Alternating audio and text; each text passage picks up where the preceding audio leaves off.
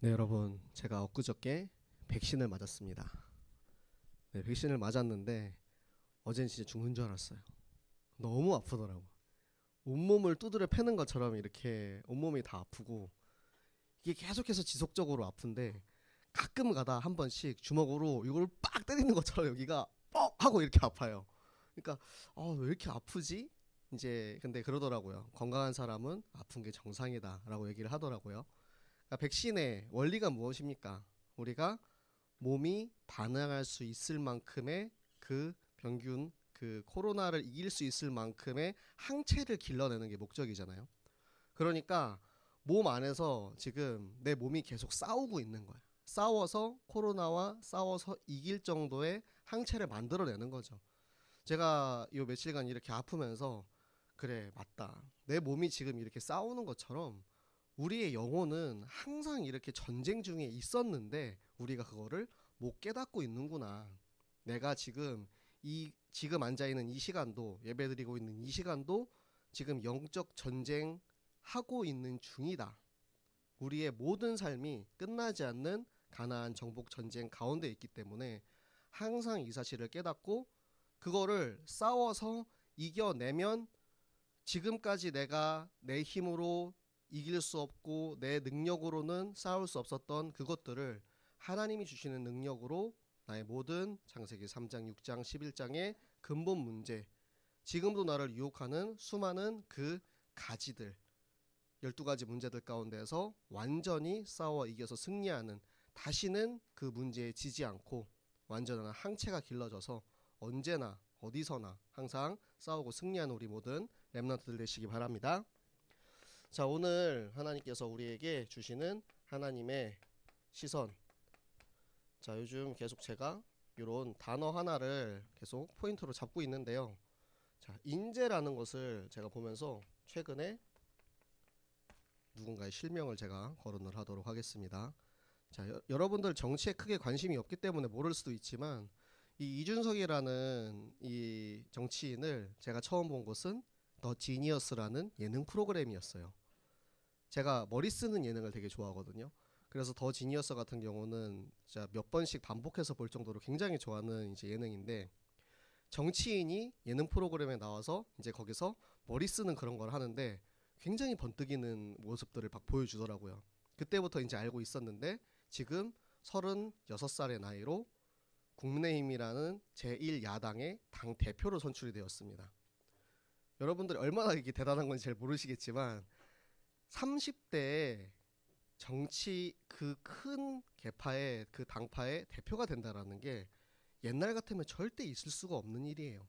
그런데 이제는 정치의 혁신을 이제 이끌어내겠다는 거죠. 제가 제일 마음에 드는 부분은 뭐냐면 이제는 능력제로 평가하겠다. 이 국민들이 지금 이제 나라의 정치를 보면서 제일 답답해하는 부분은 그거거든요. 국토부 장관을 뽑아놨는데 땅에 대해서 아는 게 아무것도 없어. 그냥 인맥으로 뽑아놓은 건지 뭘 도대체 하겠다는 건지. 저도 정치를 그렇게 막 이렇게 많이 공부하고 한 건 아니지만 제가 답답하게 느끼는 게 그런 거거든요.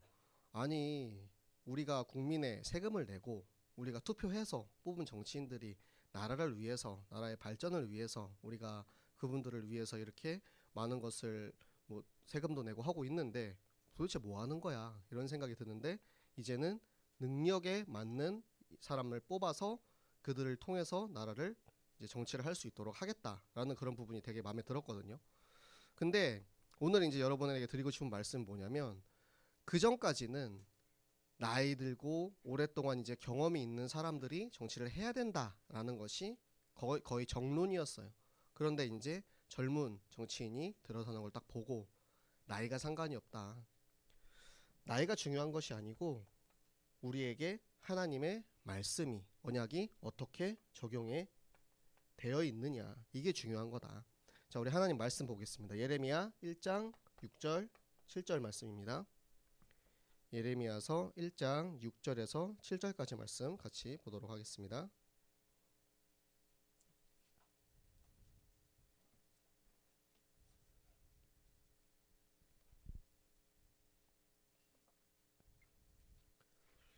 자, 예레미야 1장 6절에서 7절까지 말씀. 자, 구역성경 1050쪽에 있습니다. 예레미야 1장 6절에서 7절까지 말씀, 우리 한 목소리로 같이 읽도록 하겠습니다. 내가 이르되 슬프도소이다. 주 여호와여 보소서. 나는 아이라 말할 줄을 알지 못하나이다 하니, 여호와께서 내게 이르시되 너는 아이라 말하지 말고 내가 너를 누구에게 보내든지 너는 가며 내가 내게 무엇을 명령하든지 너는 말할지니라. 아멘. 자, 하나님께서 예레미야에게 말씀하셨어요. 예레미야를 하나님이 사용하겠다. 예레미야를 선지자로 하나님이 사용하겠다. 그런데 예레미야가 저는 아이라서 못해요. 나는 아직 어리기 때문에 못해요. 하나님 뭐라 하십니까? 내가 너를 보내겠다. 하나님이 함께 하시고 하나님이 우리를 보내시는 것은 하나님이 우리를 전권 대사로 사용하시는 거거든요. 제가 중국에 있을 때 굉장히 서러웠던 게 있어요. 제가 남경에 있을 때 같이 있던 교회 이제 목사님이 미국 국적이었어요. 그분은 당당해. 어딜 가도 꿀릴 게 없어. 중국에서 미국 국적이라는 건 굉장한 힘입니다. 미국 대사관의 대사들은 어느 나라를 가든 힘이 나요. 왜? 미국이 내 백그라운드니까 아무도 못 건들잖아요. 그런데 우리에게 하나님 나라의 정권 대사라는 신분이 있다는 것은 무엇이냐? 세상에 절대 뒤질 일이 없다는 거예요. 내가 아이라서 안 된다. 내가 어려서 안 된다. 나는 렘넌트라 할 수 없다. 이게 아니고, 나이가 아무리 어려도 하나님 나라의 배경이 나에게 있다면, 하나님의 말씀이 언약이 나에게 있다면 우리는 절대 지지 않는다. 우리는 늘 승리하는 싸움을 할 수 있다라는 것을 여러분이 항상 기억하시기 바랍니다. 자, 그리고 사무엘을 보면 사무엘이 이제 언약궤 옆에서 자라잖아요. 언약궤 옆에서 자라는 사무엘을 통해서 하나님이 또 우리에게 깨닫게 하시는 그런 부분들이 있는데, 자, 사무엘상 2장 21절 말씀 함께 읽도록 하겠습니다. 사무엘상 2장 21절의 말씀입니다.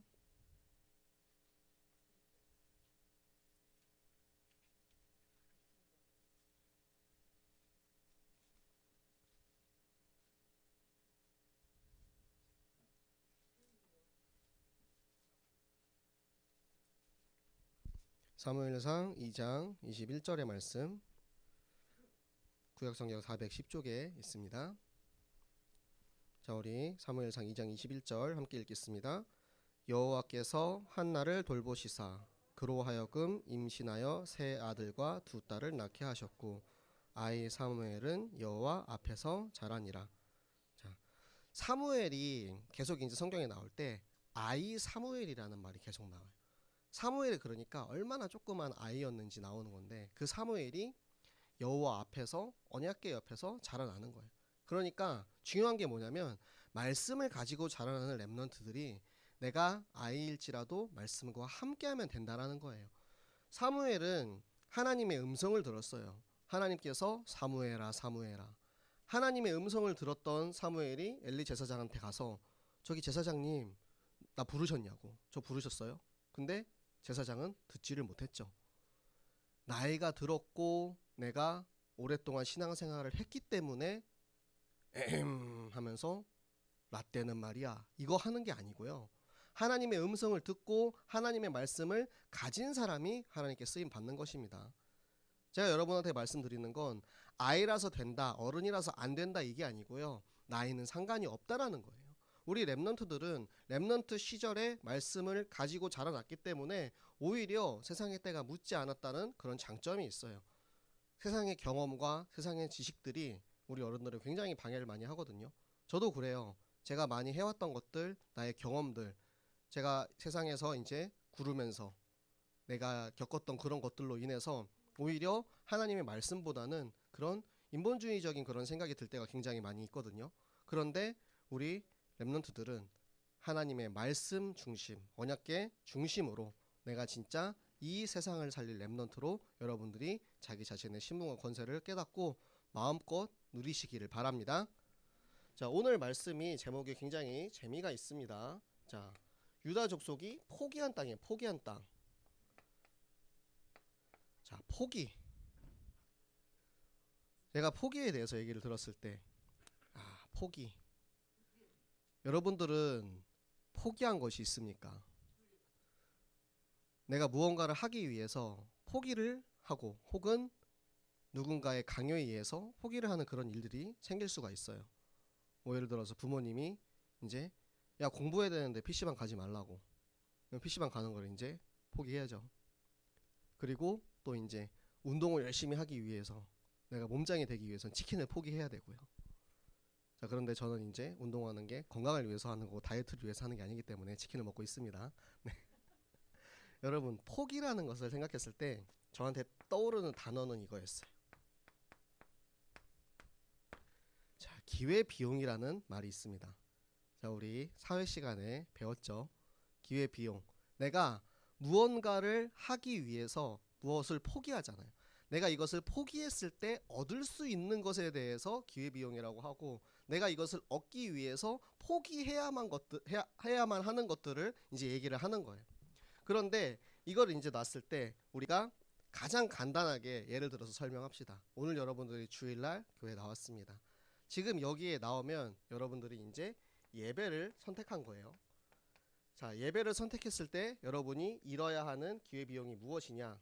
여러분이 친구들이랑 노는 것을 포기를 해야겠죠.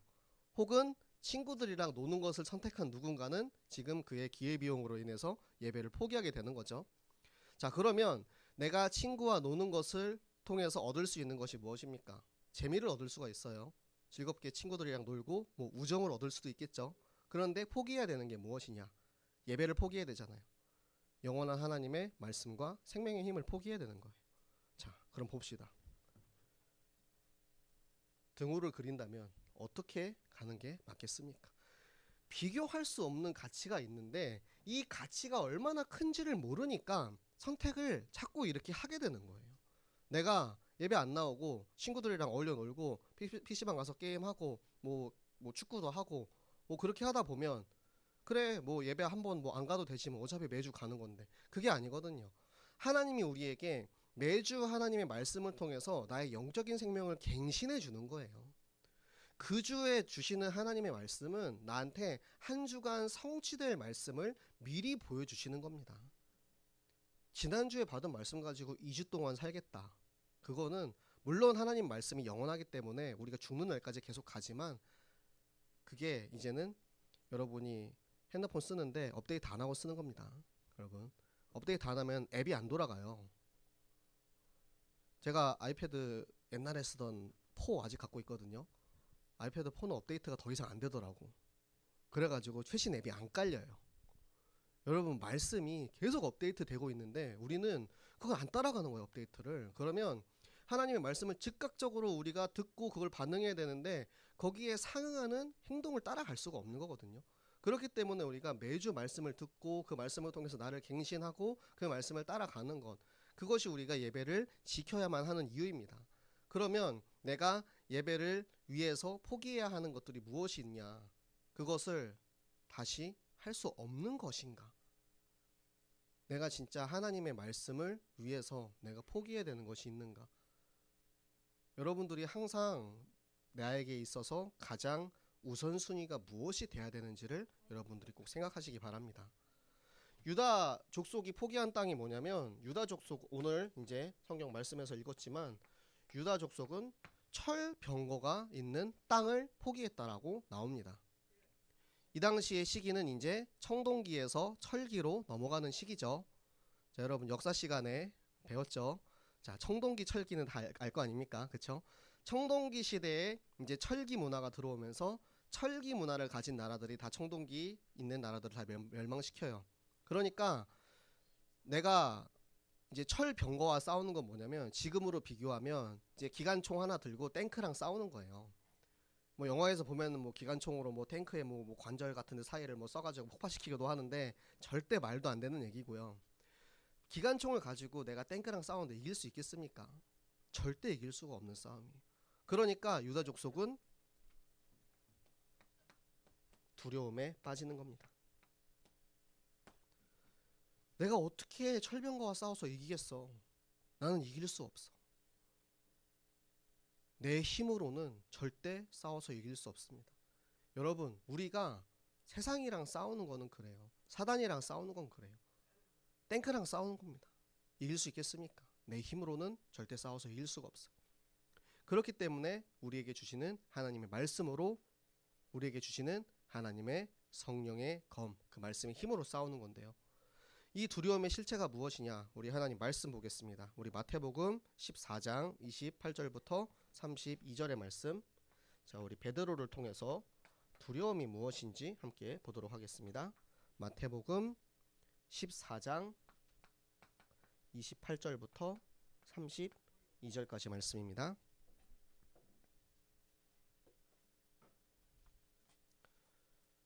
마태복음 14장 28절부터 32절까지 말씀. 자, 우리 신약성경 24쪽에 있습니다. 마태복음 14장 28절부터 32절까지 말씀, 우리 한 목소리로 같이 읽도록 하겠습니다. 베드로가 대답하여 이르되 주여, 만일 주님이시거든 나를 명하사 물 위로 오라 하소서 하니, 오라 하시니 베드로가 배에서 내려 물 위로 걸어서 예수께로 가되 바람을 보고 무서워 빠져가는지라 소리질러 이르되 주여, 나를 구원하소서 하니, 예수께서 즉시 손을 내밀어 그를 붙잡으시며 이르시되 믿음이 작은 자여 왜 의심하였느냐 하시고 배에 함께 오름에 바람이 그치는지라. 아멘. 자, 베드로가 어떻게 됐습니까? 예수님이 오라, 예수님의 말씀을 믿고, 아마 그 베드로의 믿음도 굉장해요. 자, 여러분들, 예수님이 오라고 했다고 그냥 물에 그냥 발을 그냥 내딛고 가는 거예요. 물 위에 사람이 뜰 수가 있습니까? 두려워서 우리가 아예 내딛지도 못했을 거예요. 그런데 베드로의 저는 첫 발을 굉장히 대단하다고 생각을 해요. 첫 발을 내딛고 물 위에서 이제 가는 거야. 근데 바람이 막 확 불어오니까 갑자기 그때부터 두려움이 들어왔습니다. 그 두려움이 들어오니까 내가 지금 물 위를 어떻게 걷고 있지? 이게 말이 되나? 세상의 상식으로는 말이 안 되는 거거든요. 그러니까 점점 빠져나갑니다. 믿음이 작은 자요, 어찌 너가 의심하느냐, 예수님이 말씀하셨어요. 여러분, 믿으면 돼요. 하나님께서는 우리에게 겨자씨만한 믿음이 있으면 우리가 그 어떤 것도 산도 옮길 수 있다고 말씀하십니다.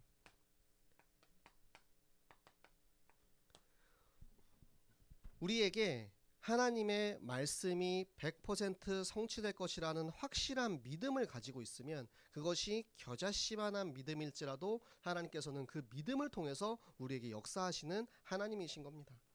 두려움을 이기는 방법이 무엇이냐? 철병거를 이길 수 있는 방법이 무엇이냐? 그것은 바로 하나님의 말씀을 믿는 믿음인 것입니다. 우리에게 이 믿음이 있으면 그 어떠한 세상의 세력이, 그 어떠한 세상의 무서운 적들이 우리를 공격할지라도 그것에 두려워서 뒤돌고 포기하지 않을 확실한 믿음이 우리 모든 렘넌트들에게 있으시기를 바랍니다. 자, 우리에게 하나님께서는 약속을 주셨어요. 여호수아 17장 18절에 보면 너희가 철병거일지라도 너희가 다 무너뜨리고 다 승리할 수 있다라는 확실한 말씀을 주셨어요. 그리고 유다 지파에게 너희가 가서 싸워라, 이미 그 땅을 네 손에 주었다라고 하나님이 약속을 주셨단 말이에요. 그 약속을 믿는 믿음이 나에게 있을 때 그 믿음으로 우리는 세상과 싸워서 승리할 수 있는 것입니다. 그런데 문제가 무엇이냐? 믿음이 있기는 있어요. 그쵸? 믿음이 없으면 어떻게 예수님 우리 안에 들어오셨겠어?